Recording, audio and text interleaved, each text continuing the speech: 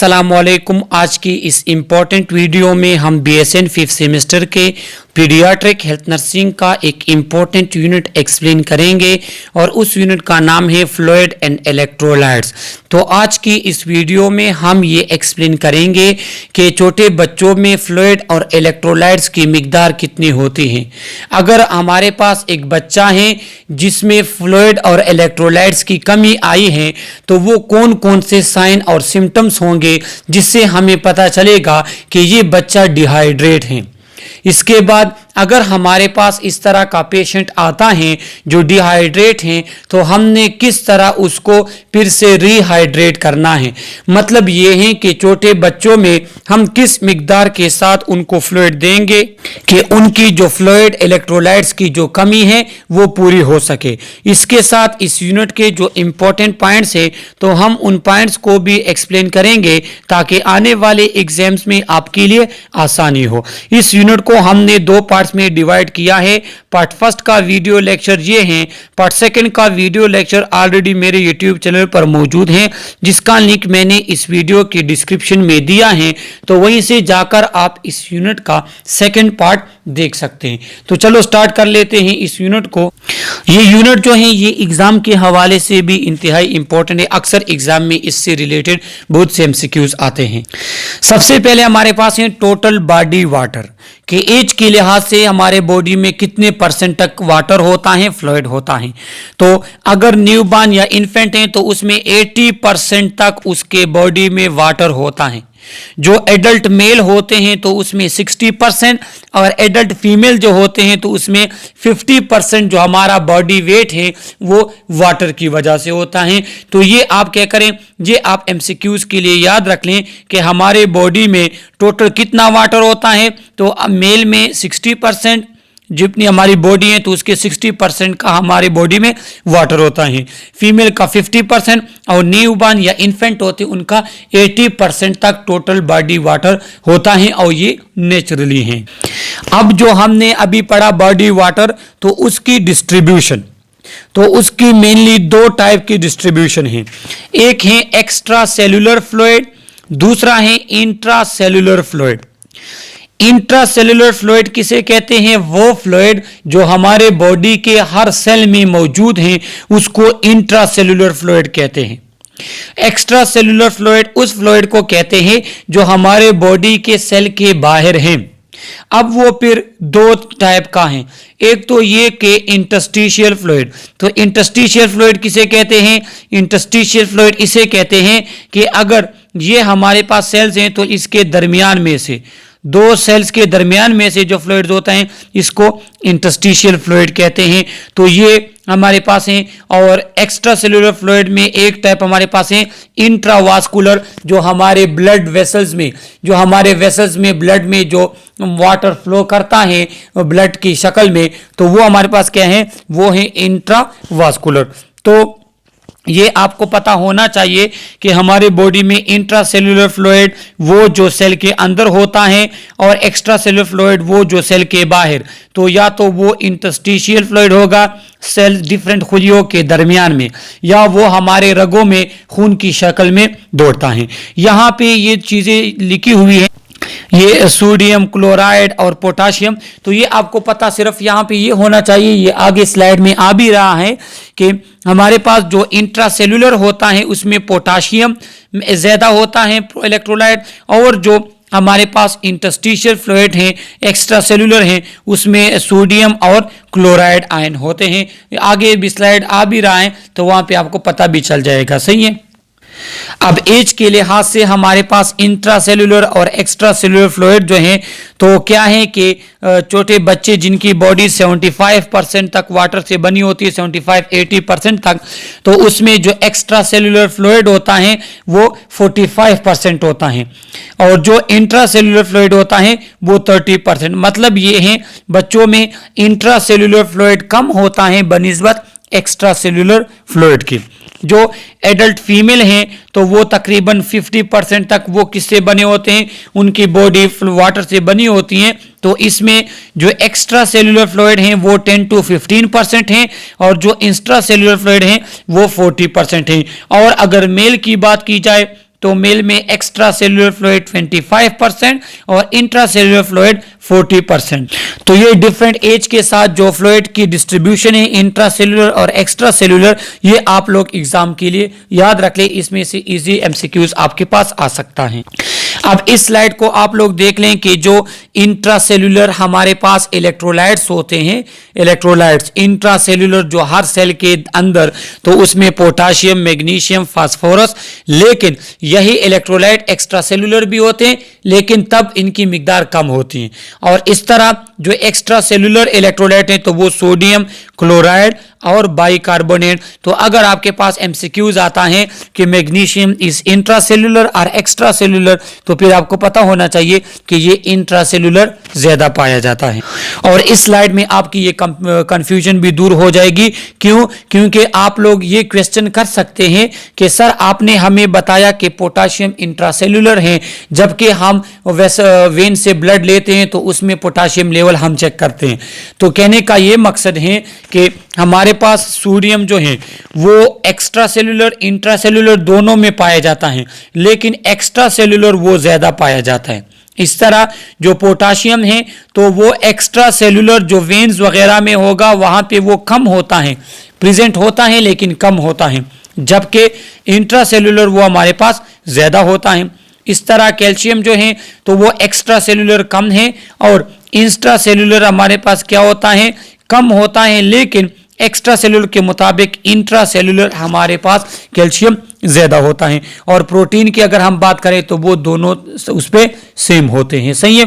तो आप लोगों ने जो है एडल्ट हेल्थ नर्सिंग के फ्लूइड एंड इलेक्ट्रोलाइट में भी पढ़ा होगा, जो ऑलरेडी यूट्यूब चैनल पे मेरी वीडियो भी है, कि हमारे बॉडी में पोटाशियम कुछ इस तरह लिखा है कि 3.5 से लेके 5.5 तक हमारे ब्लड में पोटाशियम होता है। तो कहने का ये मकसद है कि हमारे इंट्रासेलुलर और एक्स्ट्रासेलुलर दोनों में यही इलेक्ट्रोलाइट होते हैं, लेकिन कुछ इलेक्ट्रोलाइट इंट्रासेलुलर ज्यादा होते हैं और कुछ इलेक्ट्रोलाइट एक्स्ट्रासेलुलर ज्यादा पाए जाते हैं। और ये स्लाइड आप लोग एग्जाम के लिए याद रख लें, क्योंकि इसमें से आपके पास एमसीक्यूज आ सकता है। और एमसीक्यूज वो सिंपल लेकर आएंगे कि potassium is found in low quantity in which fluid, intracellular extracellular both are none. तो आपको पता होना चाहिए कि पोटाशियम हमारे पास एक्स्ट्रासेलुलर फ्लूइड में कम और इंट्रासेलुलर फ्लूइड में ज्यादा होता है। अब हमारे पास है water balance in infants. Infants and young children greater need for water. छोटे बच्चों को पानी की बहुत ज्यादा जरूरत पड़ती है।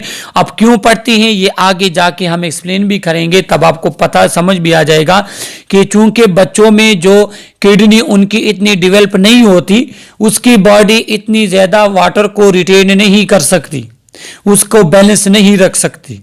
दूसरा यह है कि छोटा बच्चा यूरिन बहुत ज्यादा पास करता है, छोटे बच्चे के बॉडी से एवोपरेशन ज्यादा होती है, रिस्पायरेशन के थ्रू भी उसके बॉडी से बहुत ज्यादा वाटर जाता है। तो क्या है कि छोटे बच्चे को वाटर की बहुत ज्यादा जरूरत होती है।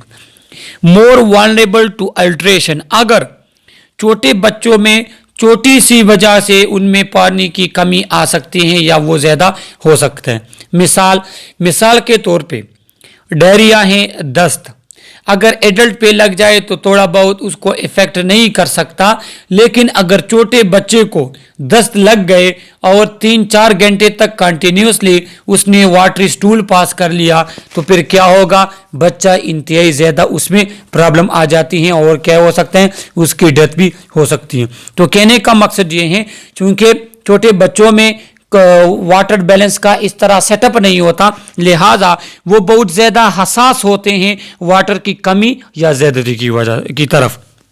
इन्फेंट है greater and more rapid water loss. छोटे बच्चों से क्या होता है, उससे वाटर लॉस एक तो मिकदार में ज्यादा होता है, दूसरा तेजी से होता है। जितना हमारे बॉडी से वाटर लॉस होता है, हमारे बॉडी के परसेंटेज के मुताबिक छोटे बच्चों में जो उनके बॉडी के वाटर के परसेंटेज हैं, उससे वाटर लॉस एक होता ज्यादा है, दूसरा तेजी से होता है। Water and electrolyte disturbance occur more frequently and more rapidly. उनमें जो वाटर और इलेक्ट्रोलाइट की क्या है, उसकी डिस्टर्बेंस एक तो तेजी से होती है और अक्सर उसमें होती है। अक्सर हमने देखा होता है ना, अगर बच्चे का थोड़ा सा भी पेट खराब हो जाता है तो वो उसको काफ़ी ज़्यादा कमज़ोरी उसमें लेकर आ जाता है, वो काफ़ी ज़्यादा इफेक्ट हो जाता है उससे। अगर नॉर्मल से ज़्यादा अगर हम उसको वाटर दें तो फिर भी उसको क्या होगा, उसको प्रॉब्लम हो सकती है। इसके बाद children adjust less promptly to this alteration, और बच्चे में एडजस्टमेंट भी कम होती है। क्यों अभी तक उसके बॉडी की जितनी भी सिस्टम है अभी तक वो इतने डेवलप नहीं होते। लिहाजा छोटे बच्चों में जो सिस्टम है, जो हमारे बॉडी में वाटर इलेक्ट्रोलाइट को बैलेंस रखता है, वो इतना डेवलप नहीं होता। लिहाजा थोड़ा सा भी जो है उनके बॉडी में अगर फ्लूइड एंड इलेक्ट्रोलाइट का इम्बैलेंस होगा तो उससे उनको बहुत बड़े प्रॉब्लम हो सकते हैं। मेटाबॉलिक रेट, तो मेटाबॉलिक रेट छोटे बच्चों में काफ़ी हायर होता है, तेज़ होता है। क्यों तेज़ होता है? वो इसलिए कि छोटे बच्चे में जो है एनर्जी की ज़रूरत होती है, उसमें काफ़ी ज़्यादा डेवलपमेंट्स होते हैं, ग्रोथ होती है, लिहाजा उसका मेटाबॉलिक रेट बहुत ज़्यादा होता है। Greater production of metabolic waste, लिहाजा उसका मेटाबॉलिक वेस्ट भी ज़्यादा प्रोड्यूस होते हैं। अब अगर बच्चे का मेटाबॉलिक रेट ज़्यादा है तो एक तो उसकी वजह से भी उसके बॉडी का टेम्परेचर ज़्यादा होगा, जो हीट लॉस होगी उससे, जिसके साथ फ्लूइड भी लॉस होता है। सही है। सेकंड बात, अगर मेटाबॉलिक रेट ज़्यादा है तो मेटाबॉलिक वेस्ट भी ज़्यादा बनेगी, जिस तरह उसके यूरिन ज़्यादा बनेगा, वो स्टूल भी ज़्यादा पास करेगा, तो ये चीज़ें उसके बॉडी से फ्लूइड और इलेक्ट्रोलाइट के क्या करते हैं, उसकी लॉस करते हैं। Kidney function immature at birth, चूंकि बच्चा छोटा होता है तो उसकी किडनी इतनी डेवलप नहीं होती, तो क्या होता है कि इनएबिलिटी टू कंसंट्रेट और डाइल्यूट यूरिन, तो वो यूरिन को या कंसंट्रेट या डाइल्यूट नहीं कर सकते। मिसाल देखो, हम एडल्ट में अगर पानी की कमी होगी हमारे बॉडी में तो हमारा जो है एंटी डायरेटिक हार्मोन रिलीज होता है, जो किडनी को ये मैसेज देता है कि आप यूरिन की प्रोडक्शन कम कर दे और ज़्यादा से ज़्यादा पानी को जिस्म में बचा लें। लेकिन छोटे बच्चों में ये नहीं होता। तो अगर हम एडल्ट में पानी की कमी होती है तो यूरिन प्रोडक्शन कम होता है और जो यूरिन होता है वो कंसंट्रेटेड होता है। लेकिन अगर पानी ज़्यादा है हमारे बॉडी में तो ADH रिलीज नहीं होता और हमारा यूरिन बहुत ज़्यादा हम पास करते हैं। जिस तरह आप लोगों ने देखा होगा कि मुसलमान जब रोज़ा रखते हैं तो सहरी के टाइम पे अगर आप ज़्यादा पानी पी लेते हैं तो उसके बाद आपको ज़्यादा पेशाब आता है। क्योंकि आपकी बॉडी की ये कोशिश होती है कि एक्स्ट्रा वाटर को किसी भी तरीके से बाहर निकाल दिया जाए, तो वो यूरिन क्या हो, डाइल्यूट यूरिन के शक्ल में आपके बॉडी से वो पानी जाता है, क्योंकि वो आपके बॉडी की नीड से एक्स्ट्रा है। लेकिन छोटे बच्चों में ये सेटअप नहीं होता, उनमें ये एबिलिटी नहीं होती कि अगर पानी कमी है तो वो कंसंट्रेटेड यूरिन, अगर पानी बॉडी में ज़्यादा है तो वो डाइल्यूट यूरिन जो है वो प्रोड्यूस करे, वो बनाए। तो क्या है, इस वजह से छोटे बच्चे जो है वो हाई रिस्क पे होते हैं कि उसमें वाटर बैलेंस इम्बैलेंसेस आती हैं। More likely to become dehydrated और ओवरहाइड्रेटेड, तो क्या होता है, अगर ज़्यादा पानी दो तो वो ओवरहाइड्रेट हो जाता है, अगर आप कम पानी दो तो वो डिहाइड्रेट हो जाता है। क्योंकि उसके बॉडी का अपना सिस्टम जो अपने बॉडी के वाटर इलेक्ट्रोलाइट को बैलेंस रखता था वो अभी इतना डेवलप नहीं है। तो ये आप फिर MCQs के लिए याद रख लें कि अगर आपको कहे कि children या infant are more likely to become dehydrated or overhydrated because, अगर आप लिखा है कि लो किडनी फंक्शन तो आप फिर यही क्लिक करोगे कि किडनी उनकी डेवलप नहीं होती, वो इलेक्ट्रोलाइट फ्लूइड को कंट्रोल ही नहीं कर सकता, तो वो क्या होता है, वो इजीली डिहाइड्रेट और ओवरहाइड्रेट हो सकते हैं। और यहाँ पे इन्होंने आपको पिक्चर के थ्रू दिखाए हैं कि छोटे बच्चों में फ्लूइड लॉस किस तरह होता है। एक तो उनकी रिस्पायरेशन ज़्यादा होती है, लंग्स छोटे होते हैं ना, तो ज़्यादा रिस्पायरेशन उनकी होती है कि ज़्यादा से ज़्यादा ऑक्सीजन लिया जा सके, तो रिस्पायरेशन के थ्रू। दूसरा उनका स्किन, तो देखो छोटे बच्चे के बॉडी जो होती है तो उसका स्किन सरफेस उसके बॉडी के मुताबिक ज़्यादा होता है, ज़्यादा एक्सपोज होता है, उसके बॉडी के ज़्यादा जो है क्या होती हैं, वाटर और फ्लूइड लॉस स्किन से होता है। इस तरह उनके यूरिन और फीसिस के थ्रू भी फ्लूइड लॉस होता है। तो ये सिंपल MCQs भी आ सकता है कि छोटे बच्चों में फ्लूइड लॉसेस कहाँ कैसे होती हैं, तो लंग्स के थ्रू, स्किन के थ्रू, यूरिन और फीसिस के थ्रू बॉडी से क्या होती हैं, फ्लूइड लॉस होता है। अब हमारे पास है डिग्री ऑफ डिहाइड्रेशन। अगर एक बच्चा डिहाइड्रेट है तो हमें कैसे पता चलेगा कि वो माइल्ड है, मॉडरेट है या सीवियर। तो जो माइल्ड डिहाइड्रेशन होती है उसमें अगर छोटे बच्चे से फ्लूइड लॉस 50 ml पर केजी से कम हो तो हम क्या कहेंगे, हम ये कहेंगे कि ये माइल्ड डिहाइड्रेशन है। लेकिन अगर एक बच्चे से पर केजी 50 to 90 ml पर केजी उसके बॉडी से लॉस हुआ है वाटर का, फ्लूइड का, तो हम कहेंगे कि जी ये मॉडरेट डिहाइड्रेशन है। लेकिन अगर मोर देन 100 ml पर केजी फ्लूइड लॉस हुआ है तो ये सीवियर डिहाइड्रेशन होगी। सही है। ये फ्लूइड कैसे लॉस होगा ये हमें पता चलेगा उसके वेट से। मतलब ये है कि बिफोर फ्लूइड लॉस उसका वेट मिसाल के तौर पे 8 kg था, अब 8 kg था, तो क्या है कि अब अगर उसने यूरिन वगैरह ज़्यादा पास या स्टूल उसका आ जाते हैं तो वो वॉल्यूम क्या करती हैं, वो वॉल्यूम अगर हम नोट कर लें तो पर केजी उसके लिए फिर हम हिसाब लगाते हैं। अगर पर केजी उसके बॉडी से 100 ml या इससे ज़्यादा फ्लूइड लॉस होता है तो ये सीवियर डिहाइड्रेट पर्सन है और आपने इमरजेंसी सिचुएशन में भी इसको रिहाइड्रेट करना होगा। अगर पर केजी एक बच्चे के बॉडी से 70 ml 80 ml तक फ्लूइड लॉस होता है तो ये मॉडरेट है। अगर उसका लॉस ये क्या है कि अगर वो 50 ml से कम होता है तो वो माइल्ड डिहाइड्रेशन उसको कहते हैं। स्किन कलर जो है तो माइल्ड डिहाइड्रेशन में स्किन कलर उसका पेल होगा, जर्द टाइप। मॉडरेट में उसका ग्रे होगा जो कलर आपको नजर आता है, और सीवियर में क्या है, मोटल्ड होता है। मोटल्ड क्या है, मोटल्ड ये है कि अगर हमारे बॉडी किसी सरफेस की तरफ अगर ब्लड सप्लाई सही से नहीं होती तो उसका कलर इस तरह हो जाता है। तो क्या होगा, अगर डिहाइड्रेटेड सीवियर तो बच्चे का कलर मोटल्ड होगा, ये जो आपको नजर आ रहा है। इसके बाद स्किन इलास्टिसिटी, तो हम स्किन इलास्टिसिटी उसकी चेक करते हैं। अगर हमारे पास क्या है, माइल्ड डिहाइड्रेशन है तो वो डिक्रीज इलास्टिसिटी उसकी कम होगी। लेकिन अगर बहुत ज़्यादा कम है तो वो पुअर इलास्टिसिटी है तो ये मॉडरेट डिहाइड्रेट है। लेकिन अगर उसकी बिल्कुल इलास्टिसिटी है नहीं और स्किन क्या है, स्किन बिल्कुल ड्राई नज़र आता है, फील होता है, तो वो क्या है, वो हमारे पास सीवियर डिहाइड्रेशन में है। इसके बाद म्यूकस मेम्ब्रेन माइल्ड डिहाइड्रेशन में ड्राई होता है, फुल ड्राई। मॉडरेट डिहाइड्रेशन में म्यूकस मेम्ब्रेन वेरी ड्राई, मतलब ये है कि वो नॉर्मल लेकिन वो बहुत ज़्यादा आपको लगता है कि वो बहुत ज़्यादा खुश्क होगी तो वो मॉडरेट डिहाइड्रेशन है। जबकि सीवियर डिहाइड्रेशन में उसका जो म्यूकस मेम्ब्रेन होगा, उसके लिप्स या उसका माउथ आप देखेंगे तो उसमें क्या होगा, ड्राई तो होगी लेकिन उसमें कट टाइप आपको नजर आएंगे, सही है, छिलके टाइप आपको नजर आएंगे, वो ड्राइनेस की वजह से।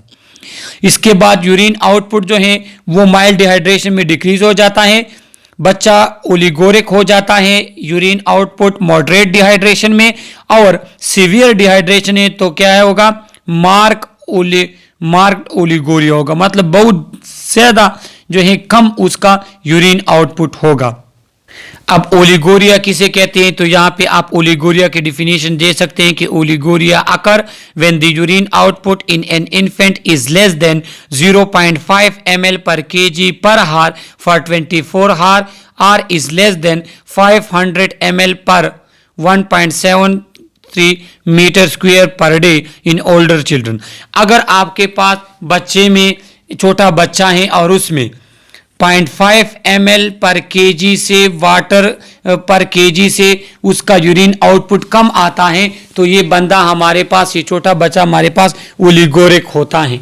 ओलिगोरिक क्या कि अगर यूरिन आउटपुट आपका कम होगा, अब कितना कम होगा, अगर 0.5 ml पर केजी से कम होता है पूरे 24 आवर में यूरिन आउटपुट, तो हम कहते हैं कि ये बंदा क्या है, ये बच्चा ओलिगोरिक है, ये ओलिगोरिया इसे कहते हैं।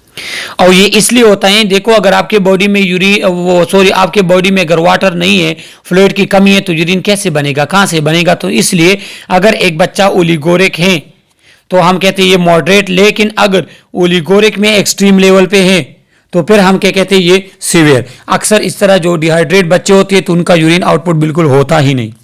इसके बाद बीपी, अगर ब्लड प्रेशर नॉर्मल है सही है, लेकिन अगर ब्लड प्रेशर थोड़ा कम है तो फिर हम कहते हैं मॉडरेट। लेकिन मॉडरेट डिहाइड्रेशन में ब्लड प्रेशर नॉर्मल भी हो सकता है, लेकिन अगर कंफर्म कम है तो वो सीवियर डिहाइड्रेशन हो सकती है। इसके बाद पल्स, अगर पल्स नॉर्मल है तो हम माइल्ड डिहाइड्रेशन में पल्स नॉर्मल भी हो सकता है या थोड़ा इंक्रीज भी हो सकता है, लेकिन जो मॉडरेट डिहाइड्रेशन है उसमें पल्स इंक्रीज होगा। अब अगर सीवियर डिहाइड्रेशन है तो उसमें पल्स क्या होता है, वो बहुत ज़्यादा थ्रेडी और रैपिड होता है। और ये इसलिए होता है क्योंकि आपके बॉडी की ये कोशिश रहती है कि ज़्यादा से ज़्यादा फ्लूइड सर्कुलेट हो, लेकिन बॉडी का फ्लूइड होता नहीं है, तो इसलिए हार्ट रेट काफ़ी बढ़ जाती है। इसके बाद capillary refill time. Capillary refill time किसे कहते हैं? अगर हम छोटे बच्चे के फिंगर को प्रेस कर लेते हैं और उसको छोड़ते हैं, तो जब प्रेस करते हैं उसके बाद छोड़ते हैं तो वो ब्लड वापस अपनी जगह पे आएगा। अब अगर वो 2 सेकंड से कम टाइम लेता है तो ये माइल्ड डिहाइड्रेशन है या डिहाइड्रेशन बिल्कुल नहीं है। लेकिन अगर कैपिलरी रिफिल छोटे बच्चे में 2 से 3 सेकंड लेता है तो ये मॉडरेट डिहाइड्रेशन। लेकिन अगर कैपिलरी रिफिल 3 से ज़्यादा टाइम लेगा, 3 सेकंड से, तो हम कहेंगे कि ये सीवियर डिहाइड्रेशन है। और ये कैपिलरी रिफिल हमारे पास ये जो इंटरस्टिशियल फ्लूइड होता है इस वजह से हमारे पास होता है ना। लेकिन अगर एक बच्चे का 2 सेकंड से कम है तो सही है, लेकिन अगर 2 सेकंड है तो फिर माइल्ड, 2 से 3 सेकंड तक मॉडरेट, और सीवियर फिर मोर देन 3 सेकेंड। एक इंपॉर्टेंट बात आपको बताता चलूं, आपके एग्जाम में इस स्लाइड से एक एमसीक्यूज लाजमी आता है, तो आप ये याद रख लें कि मॉडरेट डिहाइड्रेशन में क्या होगी, सीवियर डिहाइड्रेशन में क्या होगी, या माइल्ड डिहाइड्रेशन में क्या होगा। अब हमारे पास है वाटर रिक्वायरमेंट। तो वेट के लिहाज से छोटे बच्चों में वाटर की कितनी रिक्वायरमेंट होगी हमें कैसे पता चलेगा? अगर एक बच्चा हमारे साथ 0 से लेके 10 केजी तक है, 8 केजी का है, 5 केजी का है, 7 केजी का है, तो उसके बॉडी को हर केजी के मुकाबले में 100 सीसी वाटर आपने देना है। मिसाल के तौर पे आपके पास बच्चा आ गया है ना, और वो डिहाइड्रेट है, अब आपने उसको फ्लूइड देना है। आप किस तरह दोगे? उसका वेट करोगे। अगर वो 4 केजी का है तो आप उसको 400 ml क्या करोगे, फ्लूइड दोगे 24 आवर के दौरान। लेकिन अगर वो 10 केजी का है तो 100 को आप 10 से मल्टीप्लाई दो तो वो 1000 हमारे पास बनाता है। तो 1000 ml आपने 24 आवर में उसको फ्लूइड देना है। अब अगर हमारे पास एक बच्चा है वो 14 केजी का है, 14 केजी का अगर हमारे पास बच्चा है, अब अगर हमारे पास एक बच्चा 14 केजी का है तो हम इसको कितना फ्लूइड देंगे?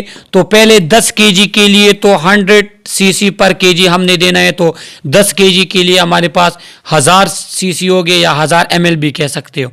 उसके बाद 10 से आगे जितनी भी केजी उसका वेट है, मिसाल के तौर पे अगर 14 केजी का है तो 10 के अलावा 4 केजी और हैं, तो 10 के बाद वाला जो केजी होंगे तो हर केजी के लिए हमने 50 सीसी उसको वाटर देना है। तो 4 केजी के लिए हमने 200 सीसी, तो इस बच्चे को हम 1200 सीसी केजी 1200 सीसी या 1200 ml हमने उसको फ्लूइड देना है। अब अगर एक बच्चा हमारे पास 20 केजी से ज़्यादा उसकी वेट है, सही है, तो हम क्या करेंगे? हम पहले 10 केजी के लिए उसको हम कितना दें? अब अगर एक बच्चा हमारे पास 20 केजी से ज़्यादा उसकी वेट है तो क्या होगा? पहले 10 केजी के लिए उसको हम 1000 ml देंगे। नेक्स्ट 10 केजी के लिए हम उसको 500 ml देंगे, क्योंकि 10 केजी के लिए 1000 हमने वो किया था। उसके बाद 11 से लेके 20 केजी तक अगर उसका वेट है तो हर केजी के लिए 1000 के साथ 50 पर केजी अगर हम ऐड करते हैं तो 1500 आ जाते हैं। 1500 के बाद अब अगर एक बच्चा 22 केजी का वेट है उसका, तो फिर हम कितना देंगे? फिर हमने उसके लिए कैलकुलेट करना है। यहाँ पे मैं आप लोगों को कैलकुलेशन करा के देता हूँ। यहाँ पे आप देख ले, अगर एक बच्चे का वेट 22 केजी है, इसको मैंने कितना फ्लूइड देना है? तो पहले 10 केजी के लिए मैंने क्या करना है? मैंने हर केजी को 100 देना होगा। तो अगर 10 केजी को मैंने कितना देना है? 10 केजी को मैं दूंगा 1000 ml। तो पहले 10 केजी के लिए आ गया 1000। नेक्स्ट 10 kg के लिए मेरे पास हर kg के लिए 50 ml है, तो फिर इसका अगर मैं कैलकुलेट करूं तो मेरे पास आ जाता है 500। तो अगर एक बच्चा 20 kg का था तो उसको मैंने कितना फ्लूइड देना था? 1500। तो उसको मैंने 1500 देना था।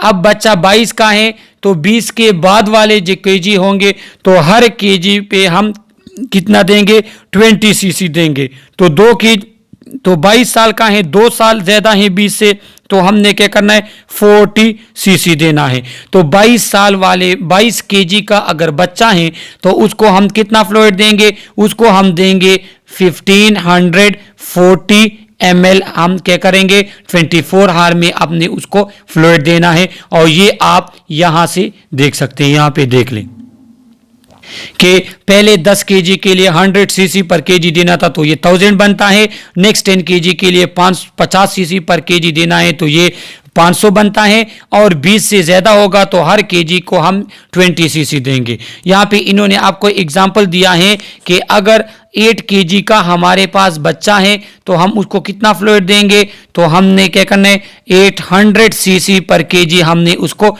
फ्लूइड देना है 24 हार। अगर 1 घंटे के लिए हम कैलकुलेट करें तो इसको 24 पे डिवाइड करेंगे तो 33 सीसी या 33 ml पर हार आता है। तो ये आप एमसीक्यूज के लिए याद रख लें, इससे आपके पास वो मैथमेटिकल क्वेश्चन लेकर आ सकता है कि बच्चा इतने केजी का है, वो डिहाइड्रेट हुआ है, उसको हमने कितना फ्लूइड देना है। तो फिर आपने इन कैलकुलेशन के बेस पे उसको कैलकुलेट करना होगा।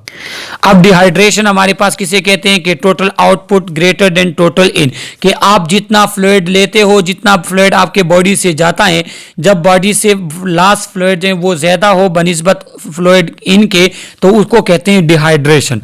तो अगर आइसोटोनिक, तो इसका मतलब क्या है कि इलेक्ट्रोलाइट और वाटर दोनों सेम मिकदार में अगर आपके बॉडी से गए तो ये आइसोटोनिक डिहाइड्रेशन है। इसके लिए फिर हम क्या करते हैं? ये नॉर्मल सलाइन वगैरह से पेशेंट को रिहाइड्रेट करते हैं। अगर हाइपोटोनिक है तो मतलब क्या है कि वाटर का लॉस आपके बॉडी से ज्यादा हुआ है लेकिन इलेक्ट्रोलाइट इतने लॉस नहीं हुए।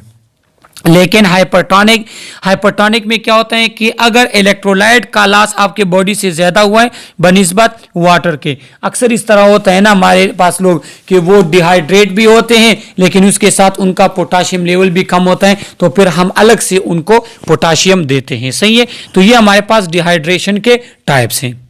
ये भी आप एमसीक्यूज के लिए याद रख लें, इससे भी सिंपल एमसीक्यूज आ सकता है। अब हमारे पास है असेसमेंट, कि हम किस तरह असेस कर सकते हैं कि एक बच्चा डिहाइड्रेट है या नहीं।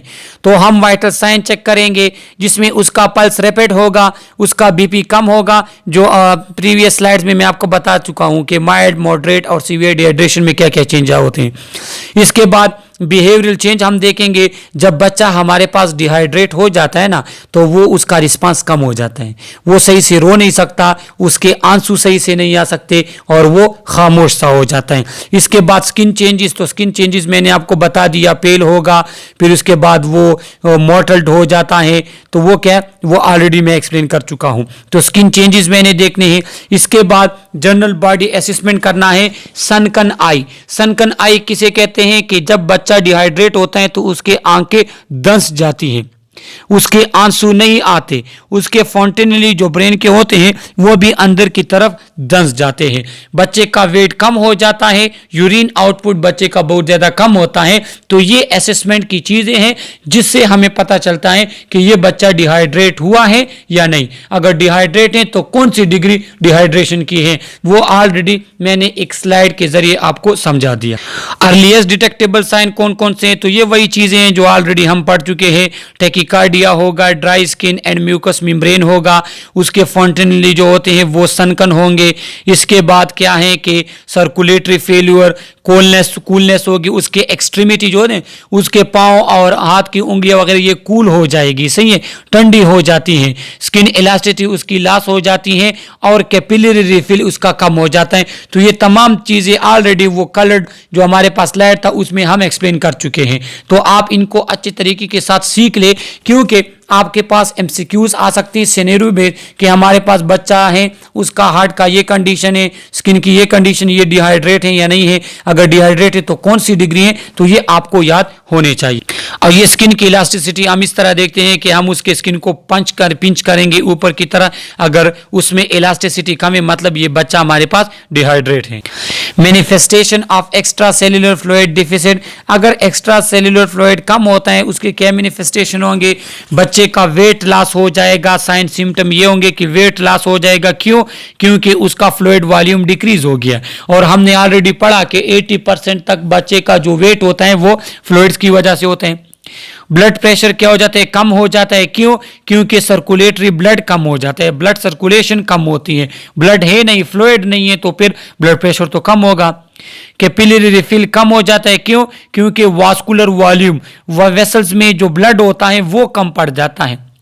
इसके बाद बच्चा ओलिगोरिक हो जाता है, यूरिन आउटपुट कम होगा, क्यों, क्योंकि किडनी सर्कुलेशन, किडनी में फ्लूइड जाता ही नहीं, वो बच्चा डिहाइड्रेट हुआ है। इसके बाद सनकिन फॉन्टेनली, तो फॉन्टेनली उसके सनकिन हो जाएंगे, क्यों, फॉन्टेनली क्या होते हैं कि उसके ये ब्रेन के जो पार्ट्स होते हैं या हमारे पास अक्सर बच्चा जो होते हैं उसके सर में क्या होते हैं, उसके फॉन्टेनली यहाँ पे सर आप देखें वो मूवमेंट करता है, लेकिन अगर डिहाइड्रेट होते हैं तो वो फॉन्टेनली क्या हो जाते हैं, फॉन्टेनली अंदर की तरफ जंस जाता है, क्यों, क्योंकि फ्लूइड की कमी आ गई है। इसके बाद स्किन टर्गर डिक्रीज हो जाते हैं, टर्जिडिटी ऑफ स्किन डिक्रीज हो जाती है, मतलब स्किन में जो इलास्टिसिटी होती है, जो लचक होता है वो कम हो जाता है, क्यों, क्योंकि इंटरस्टिशियल फ्लूइड कम हो गया है, हर खुलिये में वाटर कम है, इसलिए वो खुलिया जो वो सुकड़ जाता है और स्किन की टर्जिडिटी कम हो जाती है। तो ये भी एग्जाम के हवाले से इंपॉर्टेंट है, क्योंकि ये साइन एंड सिम्टम्स हैं जो हमें ये बताते हैं कि एक्स्ट्रा सेलुलर फ्लूइड की डिफिशियंसी जब हो जाए तो बच्चे में कौन कौन से साइन सिम्टम होंगे, तो ये आप अच्छे से याद रखें। तो ये फ्लूइड एंड इलेक्ट्रोलाइट यूनिट का फर्स्ट पार्ट था, इसका सेकंड पार्ट ऑलरेडी मेरे यूट्यूब चैनल पर मौजूद है, जिसके वीडियो का लिंक मैंने इस वीडियो के डिस्क्रिप्शन में दिया है, और उसमें हमने ये एक्सप्लेन किया है कि अगर एक बच्चा डिहाइड्रेट हो तो किस तरह हम उसको रिहाइड्रेट करेंगे, किस तरह हम मैनेज करेंगे उसके डिहाइड्रेशन को। तो आप लोग वो वीडियो जो है यूट्यूब पे सर्च भी कर सकते हैं कि फ्लूइड एंड इलेक्ट्रोलाइट्स बाय फरमान, तो वो आपके पास आ जाएगा। इस यूनिट में आप लोगों को जहां पे जो भी क्वेश्चन है थ्रू कमेंट आप हमसे पूछ सकते हैं। आप जिस भी कॉलेज के स्टूडेंट हैं प्लीज आप कमेंट में अपना नेम और कॉलेज का नेम मेंशन करें। Thank you so much.